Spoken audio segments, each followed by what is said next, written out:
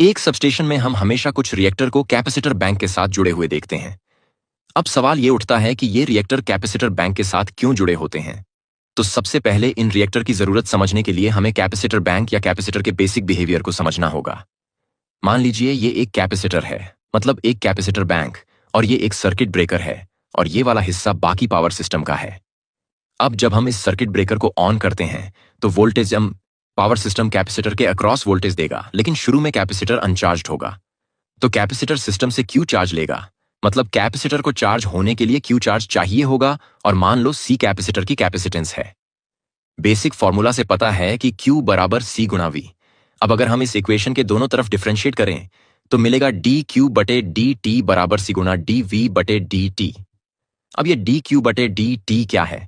dQ बटे dt दरअसल current है, तो हम लिख सकते हैं करंट I बराबर C गुणा dV बटे dt। ये I क्या है?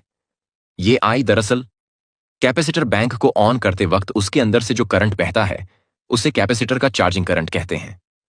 जब कैपेसिटर बिल्कुल खाली होता है तब उस पर कोई वोल्टेज नहीं होता, लेकिन जैसे ही हम सर्किट ब्रेकर ऑन करते हैं सिस्टम का वोल्टेज कैपेसिटर बैंक के टर्मिनल्स पर आ जाता है और कैपेसिटर अंदर चार्ज जमा करके सिस्टम वोल्टेज हासिल कर लेता है। ये सब 1 सेकंड के बहुत छोटे हिस्से में हो जाता है।